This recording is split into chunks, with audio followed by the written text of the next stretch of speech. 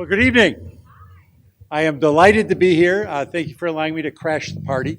Um, but I am always excited for this event each year because to me it's the Academy Awards of what's going on in the city of Milwaukee from a building standpoint. And for all the winners, my heartfelt congratulations because I think what we are seeing in real time is a city that's recreating itself. And one of the things that I love to say about cities in general, and certainly Milwaukee in particular, is the one constant of cities is that they are always recreating themselves. Change is constant. And if there isn't change, that means we're dying, we're atrophying. And here in Milwaukee, certainly since the depths of the Great Recession, we have seen a renaissance and a resurgence unlike many of us have seen in our lifetime. And I am very proud to be part of that because to me it exemplifies what happens when people and companies and organizations believe in a city, believe in an organization, believe in its potential, believe in its people, believe in its economy.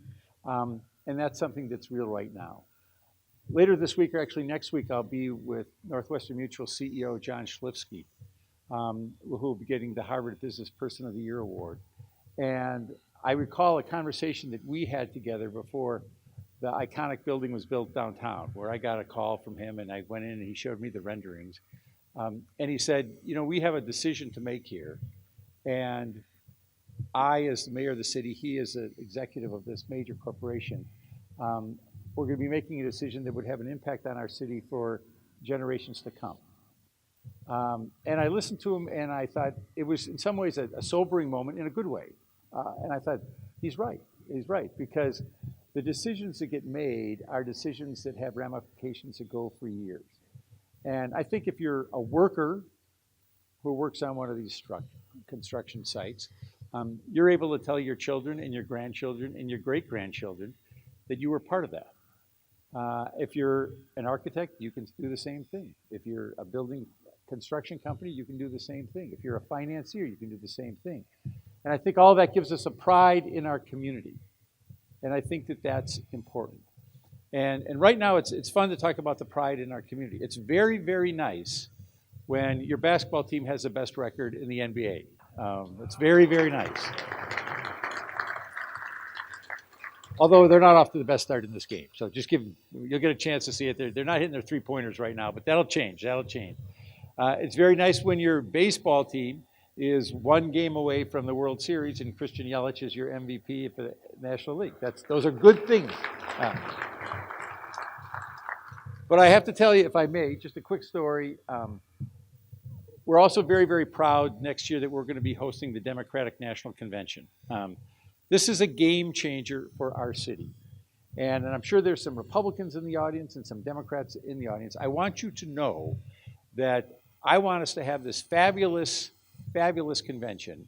And when it ends on July 17th, 2020, and the delegates leave, and have them say, boy, that was a wonderful experience in Milwaukee. The following Monday, I want to begin working on getting the 2024 Republican National Convention. Just to be clear, I view this as bipartisan, and this is good for our community, because this will be the first time in the history of the state of Wisconsin where a major political party is having its convention in our state or our city. That's a big deal because it breaks the ceiling, as I said, for the Republican National Convention. It breaks the ceiling for Final Fours, whether it's basketball or hockey. It breaks the ceiling for national conventions in a whole range of areas. And if you'll indulge me for 1 minute, I just want to tell you, and this is a little braggadocious, I want to tell you a story that I will always remember as to one of the things. When you're successful, success has many parents. So there's many, many, many, many people who were involved in making this a reality. But there was one point where I got to play what I perceive at least to be a little critical role. And that is when the site selection team came last July. It was a beautiful day. And these are people from all over the country. And if you're ever going to show off an arena, it's best to show it off less than 48 hours after the ribbon cutting. Because we had the ribbon cutting at 1 o'clock on Sunday, and we're showing them the arena Tuesday morning. So I could truthfully say to these people, this building is so phenomenal, the Bucks have never lost a game here. Uh, so we showed them the arena. We took them around the city, and I think they appreciate it. Although I will say, when they left town, I said to my staff, I said, I think they were surprised we had indoor plumbing in Milwaukee, because these are a lot of people who've never been here before. But the point that I enjoyed was, the Wednesday morning, we had to give this presentation to them down in the U.S. Bank building up in the Foley and Lardner offices. And as we're driving downtown, I said to my security, hey, before we go in, just a minute. And so I Googled Democratic National Convention. And there was a reason I Googled. I wanted to see where they had been in the past. So I'm sitting there in the car, and they're like, my staff's like, let's go, let's go. I said, just give me a minute, just give me a minute. So I went through the list of all the cities where the Democratic National Convention had been held. First one was in Baltimore in 1832. The next one was in Baltimore in 1836. Baltimore again, then Philadelphia many times. And then in the Midwest, it was Chicago, and Chicago, and Chicago, and Chicago. And so I'm looking at this, and I'm thinking, okay, when was the last time you came to the Midwest other than Chicago? So I'm going through the list, and the last time the Democrats held their national convention in the Midwest other than Chicago was in St. Louis in 1916, okay, so over 100 years ago. So then I quickly Googled Republican National Convention, and in the last 30 years, they've been to Kansas City, I think, they've been to Detroit, they've been to St. Paul, they've been to Cleveland. So I've got that in my head too. So I'm in there, and of course you're giving your sales pitch.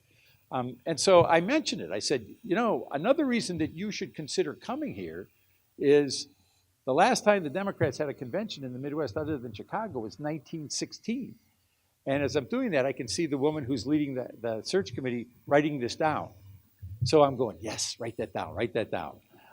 So that's sort of the end of that part of the story. Well, when we got the call that we were awarded the convention, they sent out a national press release. And the first paragraph of the press release, there were 2 or 3 sentences. And the first sentence said, the Democrats are proud to announce that their 2020 national convention will be held in Milwaukee, Wisconsin. The second sentence read, this will be the first time the Democrats will meet in the Midwest outside of Chicago since 1916. And I thought, that's it. I get the PhD in political science for getting the convention here. So you look for the little places where you can make a difference. But I think it's going to allow us to, first of all, be in the spotlight, because there's going to be a lot of people here. But I was talking to Charles Benson from Channel 4, and he said that NBC, CNBC, and MSNBC alone are going to have 500 people here. So Reuters is going to be here, Fox is going to be here, CBS, NBC. So the spotlight is going to be on our city like it's never been before, in a positive way, but probably looking at the challenges we have now as well. So to me, it's an opportunity, but it's also a challenge. It's an opportunity to showcase all the things that we love about our city, but it's also, I think, a warning to us that, okay, the problems that we have that we're all familiar with, the poverty problems, sometimes the public safety problems, we have to be mindful of those problems as well. And it's not like your in-laws are coming and you want to get the house ready for the in-laws. It's just those are issues that we need to work on together. And I see this room filled with people who have been part of those efforts, and I want to thank you for that. So again, it's an exciting time for our city right now, a lot of great positive energy. And my request to you is just keep building stuff. Just keep doing this stuff, adding to the economic vitality, creating family-supporting jobs, and making sure that this is a place where we want our kids and our grandkids to raise their families. Thank you very, very much.